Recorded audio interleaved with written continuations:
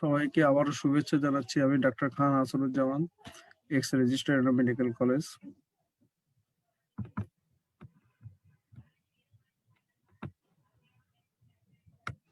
আমরা গত ক্লাসে যেটা আলাপ করেছিলাম,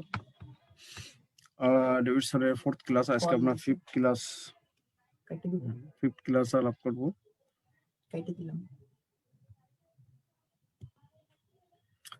ডেভিড স্যারের পেজ নাম্বার হচ্ছে 574 এ 23rd এডিশন মেডিসিনের এরকম একটা পেজ পাবো আমরা। এটা সিওপিডির জন্য একটা পেজ পাবো, যে পেজে সিওপিডি বলতে দুটো পোর্শনকে মেইনলি বোঝায়। সেটা হচ্ছে ক্রনিক ব্রঙ্কাইটিস আর একটা হচ্ছে যে এম্পাইসেমা। আর এই ক্রনিক ব্রঙ্কাইটিসের একটা হিস্ট্রি দিয়ে এই ক্রনিক ব্রঙ্কাইটিসটা ডায়াগনোসিস করতে হয়। এই পেজে একটা ডায়াগনোসিসে ক্রনিক ব্রঙ্কাইটিসের একটা কথা আছে যে cough and sputum for at least 3 consecutive months in each of the 2 consecutive years। মানে যেটা বোঝায় যে মিনিমাম 3 মাস তার কাশি এবং স্পুটামটা প্রোডাকশন হবে 3 মাস, এবং পরপর 2 বছর। তাহলে কোনো রোগীকে যদি এইভাবে জিজ্ঞাসা করা হয় যে আপনার কাশি অনেকদিন ধরে বুঝছি, কিন্তু আপনার কি টানা 3 মাস ধরে কোনো কাশি ছিল কিনা এবং এরকম ঘটনার পরপর 2 বছর হয়েছে কিনা, রোগী যদি ইয়েস বলে তার দ্যাট ইজ ক্রনিক ব্রঙ্কাইটিস, এবং অবশ্যই তার একটা স্মোকিং এর স্ট্রং হিস্ট্রি থাকতে হবে। আর এম্পাইসেমাটা বলতে যেটা বোঝায়, এটা অ্যানাটমিক্যালি বুঝি, সেটা হচ্ছে যে তার যখন সে ইয়ার ওয়ে বা ইয়ার স্পেসটা এনলার্জমেন্ট হবে, ডাইলেশন হবে, এবং এটা ডিস্টাল টু দ্য টার্মিনাল ব্রঙ্কিউলের ডিস্টালি যদি এয়ারওয়েটা ডাইলেশন ডিস্ট্রাকশন হয়, সেটি হচ্ছে যে এম্পাইসেমা। আর টার্মিনাল ব্রঙ্কিউলের যদি প্রক্সিমাল পোর্শনে যদি ডিস্ট্রাকশন ডাইলেশন হয়, সেটি হচ্ছে ব্রঙ্কাইক্টেসিস। তাহলে এম্পাইসেমা হচ্ছে টার্মিনাল ব্রঙ্কিউলের ডিস্টালি যেগুলো থাকবে, যেমন অ্যাট্রিয়াম বা এয়ার স্পেস ভ্যালভুলি, যেগুলি ওইগুলি। তাহলে মোটামুটি আমরা ক্রনিক ব্রঙ্কাইটিস আর এম্পাইসেমা সম্পর্কে একটা জানলাম, এবং এই রোগীর একটা হিস্ট্রি থাকে স্ট্রং স্মোকিং। সেই স্মোকিং এর একটা পরিমাণের একটা হিস্ট্রি থাকে, সেটা হচ্ছে 10 প্যাক ইয়ার। 10 প্যাক ইয়ার মিনিমাম থাকতে হবে। এখানে 1 প্যাক ইয়ার বলতে যেটা বোঝায়, আমরা নিচের দিকে প্যারাতে একটা লেখা আছে, 1 প্যাক ইয়ার বলতে বোঝাচ্ছে যে 20 সিগারেট যদি পার ডে এবং পার ইয়ার, প্রতিদিন 20টা করে সিগারেটে প্রতি বছর যদি খাওয়া হয়, তাকে 1 প্যাক ইয়ার বলে। এখানে একটা কথা আছে উপরের লাইনে, it is unusual to develop the COPD with less than 10 pack year. অর্থাৎ 10 প্যাকের নিচে যদি সিগারেট খায়, তার ক্ষেত্রে সিওপিডি হওয়ার সম্ভাবনা খুবই কম। তাহলে সিওপিডি হইতে হলে 10 প্যাকের বেশি হতে হবে। তা 1 প্যাক ইয়ারের হিসাব হচ্ছে এরকম। তাহলে 10 প্যাক ইয়ার হতে হলে অবশ্যই এখানে 10 ইয়ার্স হতে হবে। অথবা আমরা আর একটা ভাবে আমরা প্যাক ইয়ার করতে পারি, সেটা হচ্ছে কি, এই নিচে আমি একটা লিখেছি, প্যাক ইয়ার মানে হচ্ছে নাম্বার অফ দ্য সিগারেট, আর হচ্ছে এটা পার ডে তে, number of the cigarette per day, cross duration into duration মানে হচ্ছে কত বছর, ডিভাইড বাই 20। আমি যদি এখানে নাম্বার অফ দ্য সিগারেট যদি 15টা ধরি, যে ডেইলি 15টা করে সিগারেট খায়, কত বছর, 40 বছর ধরে, ডিভাইড বাই 20, তাহলে কাটাকাটি করলে যেটা হয় 20 আর 40 কাটলে এখানে 2 থাকে, 2 গুণ 15 হচ্ছে যে 30, তাহলে 30 প্যাক ইয়ার হয়ে যায়। তার মধ্যে 10 প্যাক ইয়ারের বেশি। অথবা এখানে মনে করি 10টা সিগারেট খাচ্ছে এবং এখানে 20 বছর ধরে, তাহলে 10 গুণ 20 ডিভাইড বাই 20, তাহলে 20 গুণ 20 কেটে গেলে 10 থাকে, 10 প্যাক ইয়ার হয়ে গেল, তাহলে তা সিওপিডি হবে। তাহলে প্যাক ইয়ারের হিসেবটা আমরা এইভাবেও করতে পারি। এইভাবে করাটা সহজ, কারণ রোগীরা তো আর প্রতিদিন একই মাপে 20টার মতো সিগারেট খাবে তা তো না। যে যেটা খাক, তাকে এই সূত্রের মাধ্যমে আমরা প্যাক ইয়ারটা পেতে পারি। তাহলে কারোর সিওপিডি হইতে হলে সিগারেটের যেরকম হিসাব লাগবে, সেই সিগারেটের হিসাবটা আবার এরকম প্যাক ইয়ারের হিসেব লাগবে। তাহলে এই রোগীর ওই সিওপিডিটা হলো কি হয়েছে কিনা, তাহলে একটা ধারণা পাওয়া যাবে। এরপরে যেটা আসবে, আমরা ওইখানে ওই টেবিলেই, ওই পেজেই আমরা যে একটা টেবিল পেলাম, সেই টেবিলে কিছু risk factor of the developing the chronic obstructive pulmonary disease. এই রিস্ক ফ্যাক্টরের ভিতরে 95% রিস্ক ফ্যাক্টরটা হচ্ছে টোবাকো স্মোক, অর্থাৎ স্মোকিং যেটা। তাহলে এটাই কতখানি 95% হচ্ছে দায়ী। আর অল্প কিছু পোর্শন আছে যেটা হচ্ছে যে স্মোকিং না হলেও হয়, সেটা হচ্ছে ইনডোর এয়ার পলিউশন। যেমন হচ্ছে যে আটকা ঘরে যদি কোনো রান্না বান্না, গ্যাসের চুলা রান্না বান্না করা হয়, cooking with the biomass fuels in a confined area, বিশেষ করে যে আটকা ঘরে, এই জন্য রান্নাঘরে সবসময় এক্সস্টেড ফ্যান রাখার দরকার। পারলে এখন হচ্ছে কিচেন হুড যেটা রাখা হয়, এটা খুবই ভালো। তারপরে জানালা টানালা খুলে দেওয়া উচিত। বদ্ধ করে যদি রান্না করা হয় ওই গ্যাসের প্রোডাক্ট গুলো, তখন আস্তে আস্তে কিন্তু ইনডোর এয়ার পলিউশন করে ফেলে। দেখা গেলো যে মহিলাদের স্মোকিং করে না কিন্তু তা সিওপিডি হয়ে গেল। অকুপেশনাল এক্সপোজার, যারা আছে কোল ডাস্ট, কয়লা খনিতে যারা কাজ করে, সিলিকা, ক্যাডমিয়াম এই সমস্ত খনিতে কাজ করে, তাদের এক্সপোজারে থাকলেও কিন্তু সিওপিডি হতে পারে। লো বার্থ ওয়েট যদি হয় তার ক্ষেত্রে পরবর্তীতে সিওপিডি হতে পারে। লাং গ্রোথ কমে যাবে, অর্থাৎ চাইল্ডহুড ইনফেকশন যদি হয়, বা ম্যাটার্নাল স্মোকিং, মা যদি স্মোকিং করে বাচ্চার কিন্তু এটা এফেক্ট করতে পারে লাংসের। হ্যাঁ, তারপর সেটা রিকারেন্ট ইনফেকশন যদি হতে হয় তাহলে তার ক্ষেত্রে হতে পারে। লো সোশিও ইকোনমিক কন্ডিশন হতে পারে। ক্যানাবিস স্মোকিং, ক্যানাবিস বলতে বোধহয় বাংলাদেশে গাঞ্জাই বোঝাচ্ছে, এটাই যদি স্মোকিং করে সেক্ষেত্রে হতে পারে। আর কিছু হোস্ট ফ্যাক্টর বা জেনেটিক কিছু ফ্যাক্টরস আছে, সেই ফ্যাক্টরের ভিতরে ইম্পর্টেন্ট হচ্ছে আলফা 1 অ্যান্টিট্রিপসিন ডেফিসিয়েন্সি। এখানে মাথায় রাখতে হবে যে স্মোকিং করলে যেটা হচ্ছে সেটা হচ্ছে যে নিউট্রোফিলটাকে অ্যাট্রাক্ট করে। স্মোকিং এ যে নিকোটিনটা থাকে, নিউট্রোফিলকে অ্যাট্রাক্ট করে ওই জায়গাটায় লাংসে। নিউট্রোফিল করে কি, এক ধরনের এনজাইম রিলিজ করে, সেই এনজাইমের নাম হচ্ছে ইলাস্টেজ এনজাইম। ইলাস্টেজ কি করবে, লাং টিস্যু যে ইলাস্টিন গুলো আছে সেগুলো সব ডিস্ট্রাকশন করে ফেলে, ফলে এগুলো তখন সিওপিডি তে টার্ন করে। তাহলে কি হলো, স্মোকিং করলাম, তার নিকোটিনটা নিউট্রোফিলকে অ্যাট্রাক্ট করলো, নিউট্রোফিল আসলো, ওরা এক্সেস পরিমাণে ইলাস্টেজ রিলিজ করলো, ইলাস্টেজ এনজাইম, সেই ইলাস্টেজ এনজাইম লাং টিস্যুর ইলাস্টিনকে ডিস্ট্রাকশন করলো। এবং ইলাস্টেজ এনজাইমকে, এটা এক ধরনের প্রোটিয়েজ এনজাইম, এই ইলাস্টেজ এনজাইমকে প্রিভেন্ট করে আর একটা ফ্যাক্টর আছে যার নাম হচ্ছে আলফা 1 অ্যান্টিট্রিপসিন। আলফা 1 অ্যান্টিট্রিপসিন কিন্তু ইলাস্টেজ এনজাইমকে প্রোটেকশন দেয়। কিন্তু যখন ইলাস্টেজ এনজাইমের পরিমাণ বেড়ে যাবে তখন এই একা পারবে না, অর্থাৎ ইলাস্টেজ আর আলফা 1 অ্যান্টিট্রিপসিন এই দুইজনের ভিতরে ব্যালেন্স থাকে। ফলে স্মোকিং করলে যখন ইলাস্টেজ এনজাইমের পরিমাণ বেড়ে যাবে তখনই কিন্তু এই সিওপিডিটা হবে। আরেকটা হচ্ছে যে না, স্মোকিং করে নাই কিন্তু বডিতে আলফা 1 অ্যান্টিট্রিপসিন ডেফিসিয়েন্সি হয়ে গেছে, যে প্রোটেকশন দিত সে জেনেটিক্যালি কারণে এটা যদি ডেফিসিয়েন্সি হয়ে যায় তাহলে অটোমেটিক্যালি ইলাস্টেজ আর অ্যান্টিট্রিপসিন ভিতরে একটা ব্যালেন্স ছিল এদের অ্যাকশনে। ফলে কি হবে, এই যদি ডেফিসিয়েন্সি হয় ইলাস্টেজের এনজাইমের অ্যাক্টিভিটি বেড়ে যাবে, স্মোকিং করে নাই কিন্তু নরমাল ইলাস্টেজের এনজাইমের অ্যাক্টিভিটি বেড়ে যাবে, তখনই সিওপিডি হবে। এটা খুব রেয়ার, কিন্তু এটাও একটা কারণ, আলফা 1 অ্যান্টিট্রিপসিন ডেফিসিয়েন্সি, হ্যাঁ, যে কারণে কিন্তু সিওপিডি হতে পারে। তাহলে এই হচ্ছে মোটামুটি কথা, যে সিওপিডি আসলে হয়। তারপরে যতগুলো কজ পড়ছি, কজের নাম্বারে শেষ নাই, কিন্তু মোস্ট ইম্পর্টেন্ট কজ হচ্ছে টোবাকো স্মোকিং।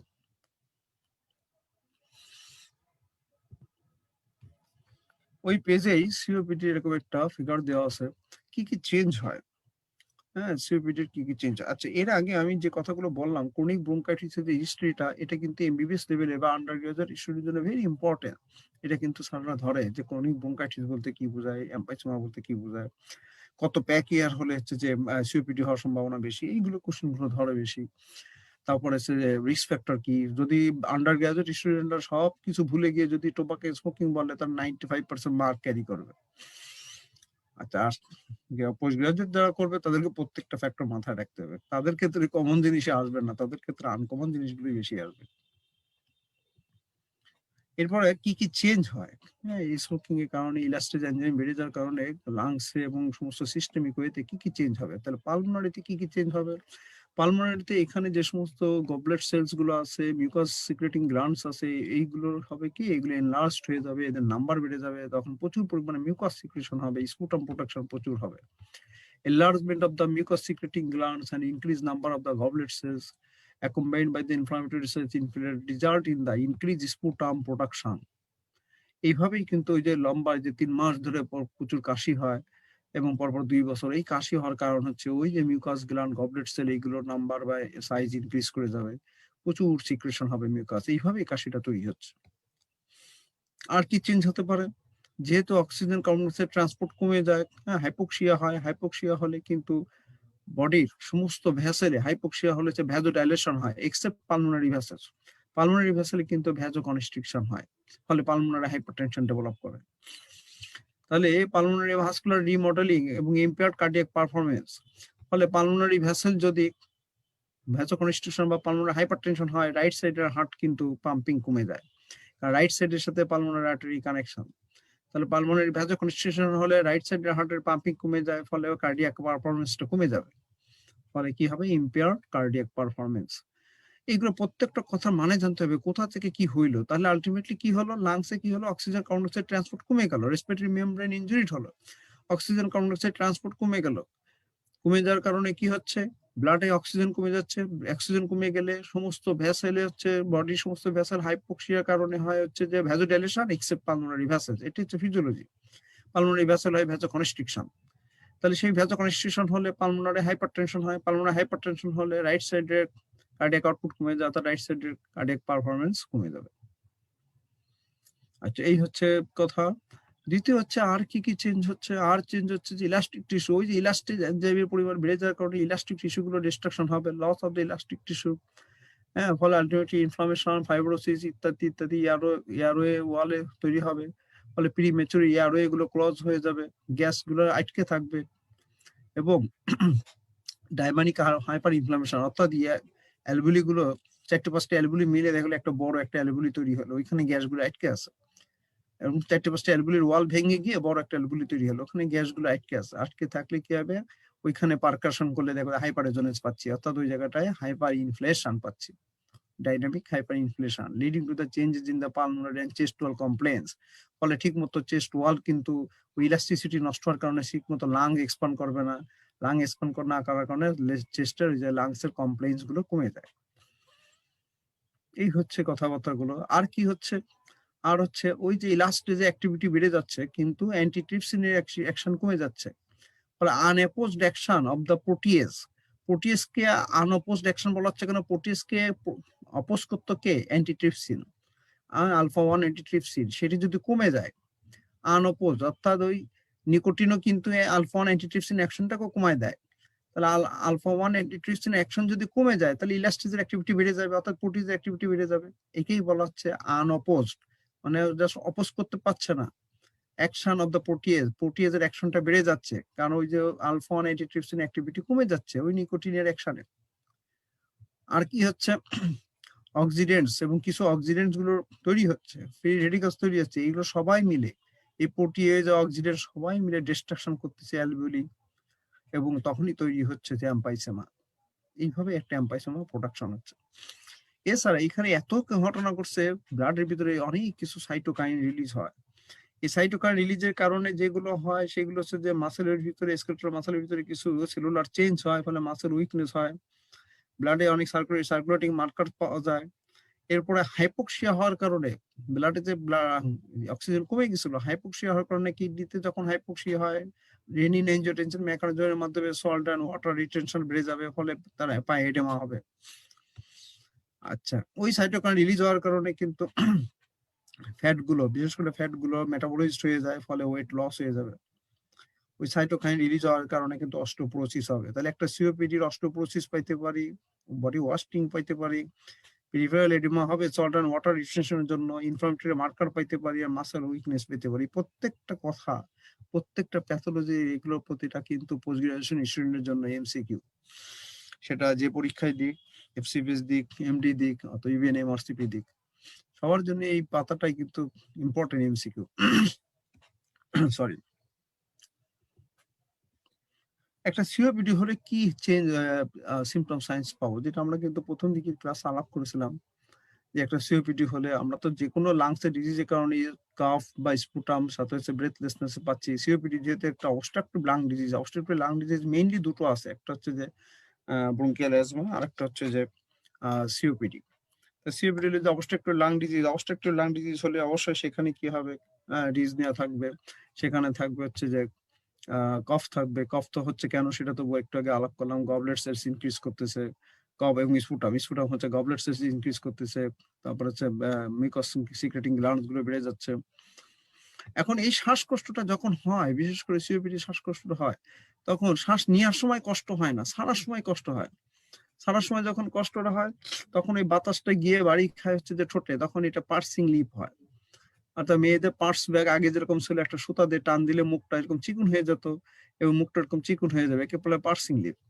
বিশেষ করে সিওপিডির ক্ষেত্রে পার্সিং লিপটা হয়, অক্সিজেন কার্বন ডাইঅক্সাইড ট্রান্সপোর্ট কমে যাওয়ার কারণে কার্বন ডাইঅক্সাইড রিটেনশন হয়, হাইপার ক্যাপনিয়া হয়, সেন্ট্রাল সায়ানোসিস হয়। আচ্ছা, যেহেতু ইনস্পিরেশনের সমস্যা নাই, এক্সপাইরেশনের সমস্যা, সেজন্য এক্সপাইরেশনটা প্রলংড হয়, এবং তখন এক্সামিন করে vesicular breath sound with prolong expiration পাবো। এবং এই শ্বাসটা নিয়ে আসতে সাফিসিয়েন্ট হচ্ছে না, প্রতিটা মুহূর্তে বাতাস আটকে থাকতেছে।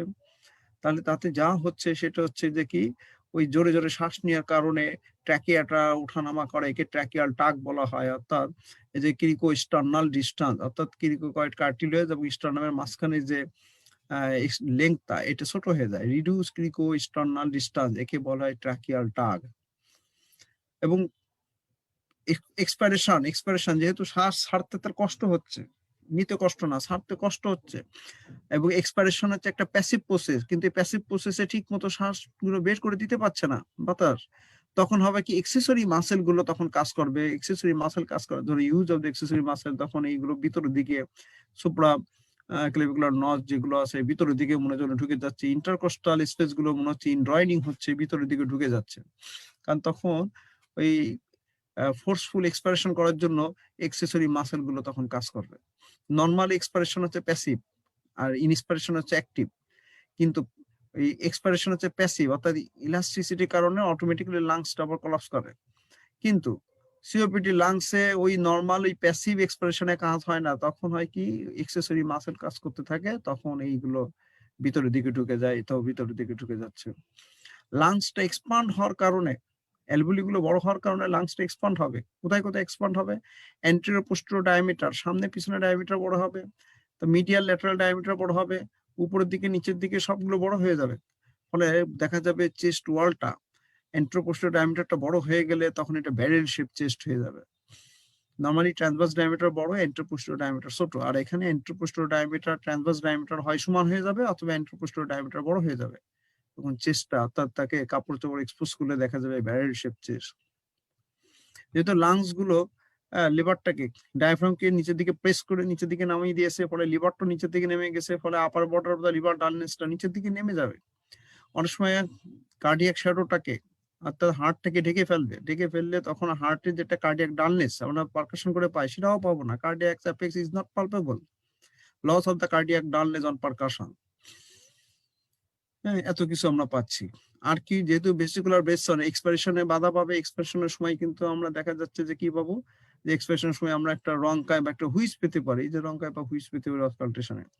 আর বাতাসটা মনে হচ্ছে যে লাংসে ঢুকতেছে না, রিডিউস ব্রেথ সাউন্ড পাবো।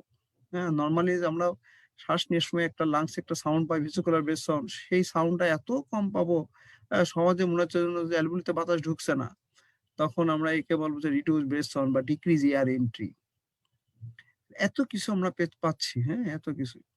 আচ্ছা, তারপরে আরো কি পাইতে পারি? আরো পাইতে পারি হচ্ছে যে, যেহেতু হার্টটা এই জায়গায় আমরা অসকালটেশনে কিছুই পাচ্ছি না, কিন্তু হার্টের সাউন্ড আমরা এপিক্যাস্টিক রিজনে পাচ্ছি। হার্টের সাউন্ড লাউডেস্ট ইন দ্য এপিক্যাস্টাম, কারণ এই জায়গায় লাংস দিয়ে ঢেকে ফেলবে। ফলে এই জায়গায় আমরা হার্টের সাউন্ড যতটুকু না ভালো শুনতে পারবো, তার থেকে এপিক্যাস্টিয়াম রিজনে হার্টের সাউন্ড বেশি শুনতে পারবো।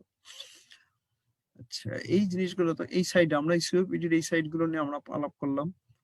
তারপরে যে জিনিসটা হয়, যে রাইট সাইডে হার্ট ফেলিয়ার হয়ে গেলে আলটিমেটলি যে বিপিটা রেইজড হয়।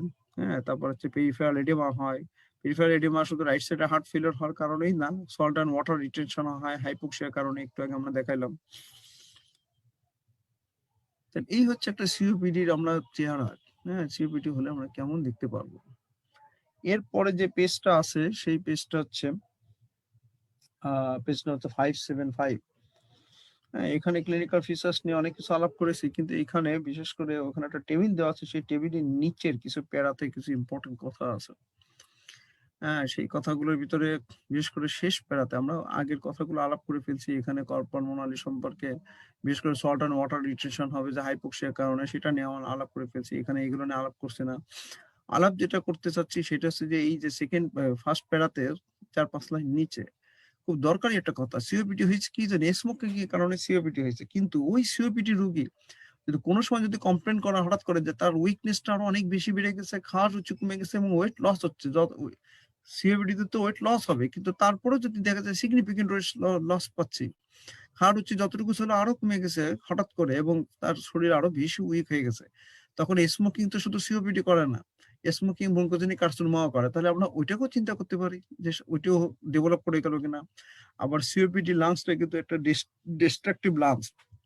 এই লাংস কিন্তু বেশি প্রোটেকশন দিতে পারে না বিভিন্ন অর্গানিজমের এগেনস্টে, ফলে এখানে সহজে টিবি হতে পারে। তাহলে টিবির কারণেও কিন্তু এই ফ্যাটিক অ্যানোরেক্সিয়া ওয়েট লস হতে পারে। সেই জন্য সিওপিডির কোনো পেশেন্টের যদি হঠাৎ করে তার ফ্যাটিক, অ্যানোরেক্সিয়া, ওয়েট লস হয়, তাহলে বুঝতে হবে হয় টিবি নয়তো ব্রঙ্কোজেনিক কার্সিনোমা দিকে টার্ন করছে। এই যে may point to development of the lung cancer আর টিউবারকুলোসিস। তাহলে দেখো কত বড় একটা ইম্পর্টেন্ট কথা, যে কারোর যদি fatigue, anorexia, weight loss, COPD রোগী যেমন ছিল হঠাৎ করে যদি তার ফ্যাটিক, অ্যানোরেক্সিয়া, ওয়েট লস হয়, আমাকে মাথায় রাখতে হবে যে এই রোগীর হয় টিবি অথবা ব্রঙ্কোজেনিক কার্সিনোমা টার্ন করছে। তাহলে এই লাইনে আমাদেরকে ইনভেস্টিগেশন করতে হবে।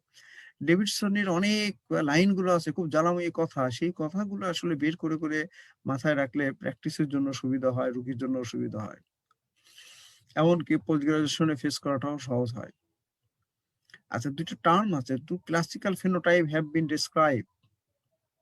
এটা হচ্ছে পিঙ্ক পাফার, এটা হচ্ছে ব্লু ব্লটার। এর মানে কি? পিঙ্ক পাফার, ব্লু ব্লটার হচ্ছে কি, পিঙ্ক পাফার হচ্ছে বিশেষ করে এম্পাইসোমাটাস লাংকে ক্ষেত্রে হয়।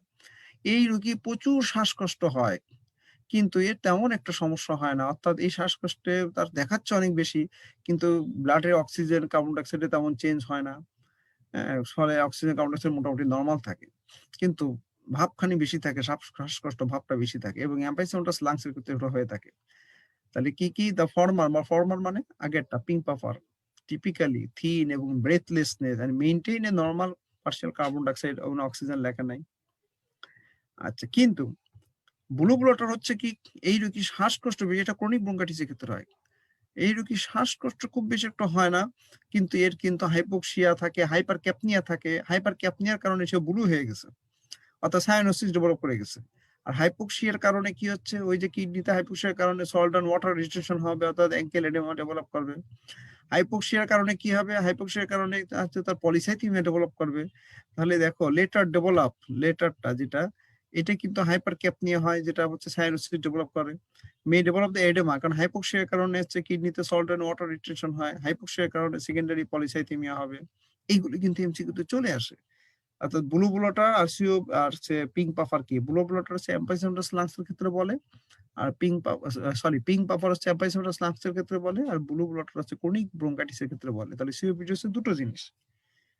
ক্রনিক ব্রঙ্কাইটিস ভাব বেশি থাকলে তার ক্ষেত্রে ব্লু ব্লটার হয়, এম্পাইসেমাটাস ভাব বেশি থাকলে তার ক্ষেত্রে পিঙ্ক পাফার হয়। পিঙ্ক পাফারে শ্বাসকষ্ট অনেক বেশি হয়, কিন্তু অক্সিজেন, কার্বন ডাইঅক্সাইডে তেমন চেঞ্জ হয় না, পলিসাইথেমিয়া হয় না, এনকেলেনেমাও হয় না।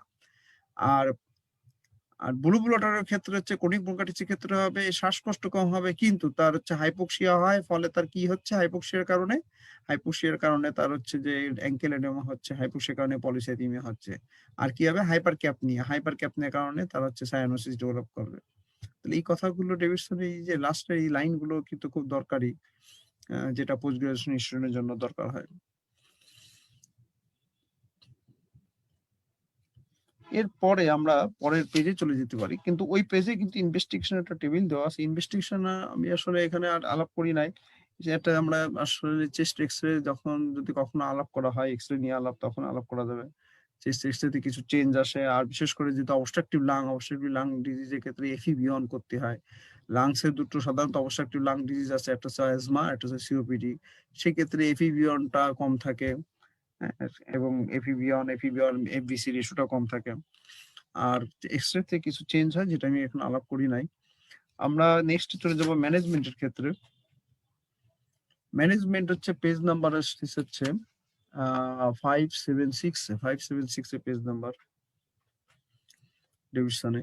এইখানে ম্যানেজমেন্টের ক্ষেত্রে যে ওই যে কালপ্রিট, হ্যাঁ, যেটা হচ্ছে নসিয়াস পার্টিকলস এন্ড গ্যাসেস, এটাকে রিডিউস করতে হবে, রিডিউস এক্সপোজার।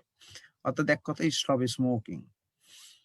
কত রুগীরে বলা হয়েছে, কিন্তু যে সুখে থাকে তারা এই স্মোকিং টানে, সে চুরি করে টানবে। যতই বলা হচ্ছে এটা টানবেন না, আপনার অবস্থা তো এমনি খারাপ, এটা আরো খারাপের দিকে চলে যাবে। কে শোনে কার কথা? হ্যাঁ, এটা যে না না আমি কমাই দিছি, আরো দিব, পরে কমাই দেবো, মানে ও কমাই দেবে অবশ্যই, সেটা যে আফটার ডেথের পরে সে কমাবে, তার আগে কমায় না। তো যাই হোক, যে এতগুলো সিগারেট স্মোকিং করে, হ্যাঁ, যে সিওপিডি তৈরি করছে, তাহলে কত শখ আহ্লাদ করে সে যত্ন করে সিওপিডি তৈরি করছে, কেন সে হঠাৎ করে ছেড়ে দেবে? তা আমরাই শুধু শুধু উপদেশ দিই, কিন্তু উপদেশ দেওয়ার দরকার তাই দিই, কিন্তু রুগীগুলো আসলে ছাড়তে পারে না। এখন এইরকম একটা রুগী, দেখো ওই পেজে এরকম একটা ফিগার দিয়ে আছে, এরকম একটা রুগী যদি স্মোকিং না করতো, এটাই দেখো, এই লাইনটা হচ্ছে ডিসএবিলিটি, হ্যাঁ, সে ডিসেবল হয়ে যায়। আলটিমেটলি এই লাইনটা হচ্ছে ডেথ। তা যদি স্মোকিং না করতো তাহলে 75 ইয়ার্স, এটা হচ্ছে 25 ইয়ার্স এজ, এটা হচ্ছে 50 ইয়ার্স, 75 ইয়ার্স, তাহলে 75 ইয়ার্স ক্রস করেও দেখো কতদিন বাঁচতো যদি অন্য কোনো রোগ না থেকে থাকতো। আর যদি ঠিক এইখানটা মানে 45 মানে 50-এর জাস্ট আগে, 50-এর জাস্ট আগে 45 এজে যদি স্মোকিংটা বন্ধ করে দেয়, অর্থাৎ স্টপ স্মোকিং 45, তাহলে কিন্তু তার লাইফ এক্সপেক্টেন্সি কিন্তু একটু বাড়তেছে, ডিসেবিলিটিও দেরিতে হবে, 75 বছরও পরে হবে, এবং ডেথ তো দেখবে যে অনেক পরে দেওয়া হবে। তাহলে যত আগে ছাড়বে তত তার জন্য লাভ।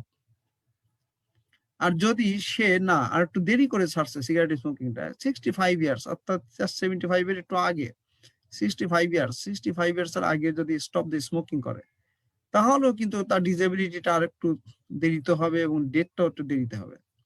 কিন্তু না, সে সুখ টান দিচ্ছে তো দিচ্ছে, স্মোক যদি রেগুলারলি করতে থাকে, তাহলে লাইনটা ঠিক এই বরাবরই নামবে, অর্থাৎ তার ডেথটা আগে আগে হবে, ডিসেবিলিটি আগে আগে আসবে, ডেথটাও আগে আগে চলে আসবে। তাহলে যত আগে স্মোকিংটা স্টপ করবে, তার লাইফ এক্সপেক্টেন্সিটা তত বাড়তে থাকে। এই ফিগারটা দিয়ে তাই বোঝানো হয়েছে। তাহলে স্মোকিংটা কত দরকার, তাহলে স্মোকিংটা স্টপ করাটা, অ্যাডভাইসটা দেওয়া মানে হচ্ছে তার লাইফ এক্সপেক্টেন্সিটা কিছুটা বাড়িয়ে দেওয়া। তাহলে এই ফিগার থেকে আমরা এই অ্যাডভাইসটা জানতে পারলাম।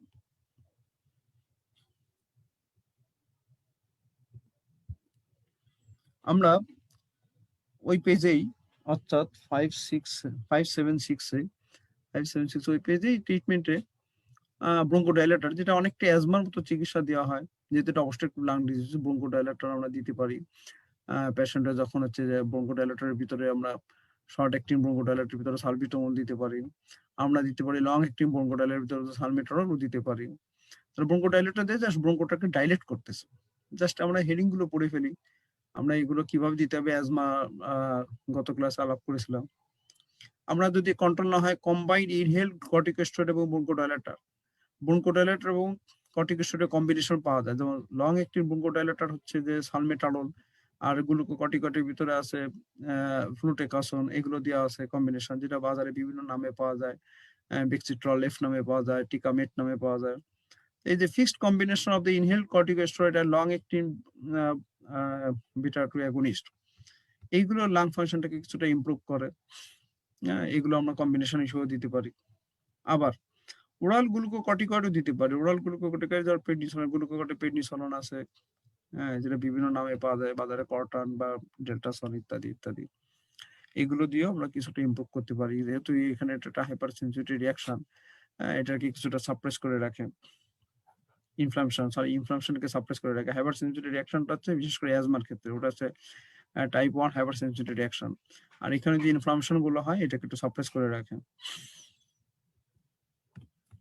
কিন্তু সিওপিডি যদি অ্যাকুট এক্সাজারবেশন হয়, অ্যাকুট এক্সাজারবেশন, এবং এই সিওপিডি রোগীগুলো সাধারণত হঠাৎ করে হাসপাতালে ভর্তি হতে হয়, কারণ তখন আর ওই যে নর্মাল যে আমরা ব্রঙ্কোডাইলেটর দিয়েছিলাম, কম্বাইন দিয়েছিলাম, ওরাল স্টেরয়েড দিয়েছিলাম, এগুলোতে কন্ট্রোল ছিল, হঠাৎ করে দেখা গেলো তার শ্বাসকষ্ট বেড়ে গেছে, তখন আর এই ইনহেলার টেনে এসে কন্ট্রোল করতে পারবে না, তখন তাকে অবশ্যই ভর্তি দিতে হবে। আচ্ছা, ভর্তি এই সমস্ত অ্যাকুট এক্সাজারবেশন হয় কেন? অ্যাকুট এক্সাজারবেশন হয় যদি ওই অ্যাটমসফিয়ার যদি আর একটু বেশি ইয়ার পলিউশনটা যদি বেশি হয়ে যায়, অথবা কোনো ব্যাকটেরিয়াল ইনফেকশন হলো, ভাইরাল ইনফেকশন হলো, তখনই কিন্তু এক্সাজারেটেড হয়ে যায়। এই যে বলছি, usually triggered by the bacteria, virus or changes in the air quality, এই সমস্ত কারণে কিন্তু তার হঠাৎ করে তার শ্বাসকষ্ট বাড়তে পারে, সিওপিডি অ্যাক্টিভিটি বেড়ে যেতে পারে।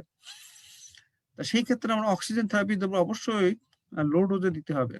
কন্ট্রোলড অক্সিজেন থেরাপি 24% হিসেবে বা 28% হিসেবে, যেটা আসলে আমরা যে শুধু সিলিন্ডার পাই, ওগুলো 2 লিটার থেকে 3 লিটার বা 2.5 লিটার, 2 লিটার থেকে 2.5 লিটার এর মাঝামাঝি লেভেলে দেবো। এবং লো ফ্লো অক্সিজেন দেবো, কিন্তু লং টাইম দেবো। তাকে যদি 15 ঘন্টা 18 ঘন্টা যদি দেওয়া হয়, তার সার্ভাইভিলিটি রেট বাড়ে, এটা একটা স্টাডিতে বলা হচ্ছে। সুতরাং যত লম্বা সময় অল্প অল্প করে অক্সিজেন দেবো, তার জন্য তত মঙ্গল। এগুলোকে হাই ফ্লো অক্সিজেন দেওয়া যাবে না। তাহলে অক্সিজেন থেরাপি দেবো, এরকম কন্ট্রোলড অক্সিজেন থেরাপি। ব্রঙ্কোডাইলেটর ওইরকম দিতে পারি কি বিটা টু অ্যাগনিস্ট। এই বিটা টু অ্যাগনিস্ট আবার combined with the anticholinergic agent, অর্থাৎ সালবিউটামল প্লাস ইপ্রাটুলম ব্রোমাইডের কম্বিনেশনে দিতে পারি, যেটা বাজারে বিভিন্ন নামে পাওয়া যায়, যেমন সালপ্রেক্স নামে পাওয়া যায়। ইপ্রেক্সটা শুধুমাত্র বোধহয় ইপ্রাটুলম ব্রোমাইড, সালপ্রেক্স বলতে সালবিউটামল প্লাস ইপ্রাটুলম ব্রোমাইড, এর কম্বিনেশন, এটা দিতে পারি। আচ্ছা, দুটোই কিন্তু ব্রঙ্কোডাইলেটর। তো দুইটা ব্রঙ্কোডাইলেটর একসাথে কম্বাইন দিলে তাহলে ব্রঙ্কোডাইলেশন একটু ভালো হয়, রোগীটা একটু বেশি কমফোর্ট ফিল করে। ওকেও গ্লুকোকর্টিকয়েড দিব, এবং যেহেতু ভর্তি আছে সেহেতু ভালো হচ্ছে ওরালটি না দিয়ে ইনজেকশন হাইড্রোকর্টিসন হিসেবে দিয়ে দেওয়া। এবং সিওপিডি রোগীর অ্যাকুট এক্সারশন হলে অ্যান্টিবায়োটিক দিতে হবে, যেহেতু এটা অ্যাকুট এক্সারশন হয় ব্যাকটেরিয়া বা ভাইরাস। আমাদের দেশে ব্যাকটেরিয়া ভাইরাস এরকম কালচার করে তো দেখে না, এক্সারশন হলে আমরা মোটামুটি এম্পিরিক্যালি একটা অ্যান্টিবায়োটিক দিয়ে দিই। সেই অ্যান্টিবায়োটিক আমরা বিভিন্ন রকমের অ্যান্টিবায়োটিক আছে, যেমন অ্যামাইনোপেনিসিলিন, যেটা অ্যামোক্সিসিলিন বা অ্যামোক্সিক্লাব, এটা দিতে পারি, অথবা টেট্রাসাইক্লিন দিতে পারি, অথবা ম্যাক্রোলিডের ভিতরে বিশেষ করে ক্লারিথোমাইসিন রেসপিরেটরি সিস্টেমে খুব ভালো কাজ করে, এটা দিতে পারি। তাহলে অ্যাজমা রোগী যদি এক্সাজারবেশন হয় তাহলে আমরা কোনো অ্যান্টিবায়োটিক দেবো না, কিন্তু সিওপিডি রোগীর এক্সাজারবেশন হলে আমরা অবশ্যই একটা অ্যান্টিবায়োটিক অ্যাড করে দেবো। এবং অনেক সময় দেখা যায় কি সিওপিডি এই সমস্ত দিয়েও কোনো কুল কিনারা পাওয়া যাচ্ছে না, তখন আমরা তাকে নন ইনভেসিভ ভেন্টিলেশন দিয়ে দিতে পারি। এবং এডিশনাল কিছু থেরাপি দিতে পারি, যেমন হচ্ছে তার যদি এই যে পায়ে এডেমা আসে তাহলে আমরা একটা ডায়োটিক্স দিয়ে দিতে পারি, প্রয়োজনে অ্যামাইনোফাইলিন দিয়ে দিতে পারি। আচ্ছা, তারপরেও যদি দেখেছে না কোলাচ্ছে না, অনেক সময় এগুলো তো কোলায় না, তখন আমরা রেসপিরেটরি স্টিমুলেন্ট, অর্থাৎ রেসপিরেটরি স্টিমুলেন্ট বলতে যেটা বোঝায় আমরা তখন নিচের দিকে দেওয়া আছে রেসপিরেটরি স্টিমুলেন্ট, সেটা স্যার ডক্সাপ্রাম দিয়ে দিতে পারি। তাহলে ডায়োটিক্স দিতে পারি, ডক্সাপ্রাম দিতে পারি, প্রয়োজনে অ্যামাইনোফাইলিন, এইগুলো এডিশনাল অ্যাড করতে পারি যখন কোনো কিছু কন্ট্রোল না হয়। তাহলে এই প্রত্যেকটা পয়েন্ট আমরা এগুলো দিতে পারি সিওপিডি অ্যাকুট এক্সারশন হলে, প্রতিটা পয়েন্ট কিন্তু এমসিকিউ তে চলে আসতে পারে পোস্ট গ্রাজুয়েশনের জন্য।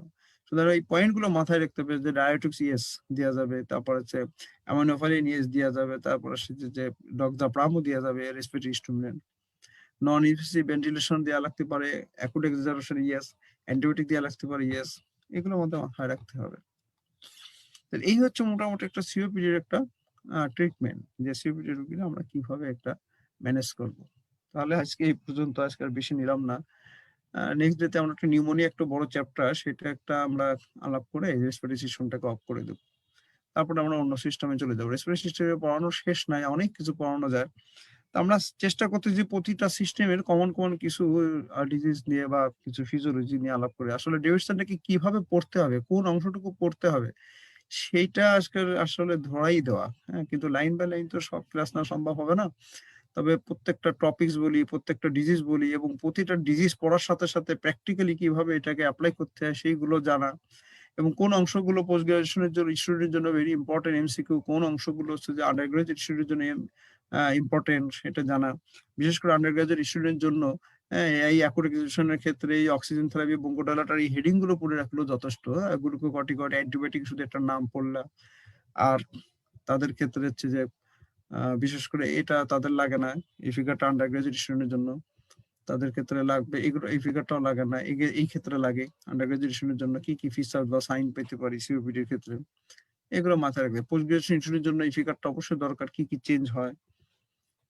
আন্ডার গ্রাজুয়েশনের জন্য একটাই পড়লেই হয়, পোস্ট গ্রাজুয়েশনের জন্য প্রত্যেকটা পড়তে হবে রিস্ক ফ্যাক্টর। তাহলে আজকে এই পর্যন্ত। কারোর যদি কোনো কোশ্চেন থাকে, আমার এই নাম্বার দেওয়া আছে, এই নাম্বারে পরবর্তীতে সন্ধ্যার পরে কেউ যোগাযোগ করলে যে আমরা এই টপিকসটা জানতে চাচ্ছি বা ওই টপিকসটা পড়তে চাচ্ছি, তাহলে আমার জন্য তাহলে সেইভাবে সাজিয়ে রাখাটা সহজ হবে। নেক্সট ফ্রাইডেতে কেউ যদি কোনো রেসপিরেটরি সিস্টেমে কোন ডিজিজটা পড়লে তার জন্য খুব ভালো হবে, সেটা যদি এই নাম্বারে কেউ ফোন দেয় তাহলে আমি সেইভাবে গুছিয়ে রাখবো। তাহলে আজকে এই পর্যন্ত।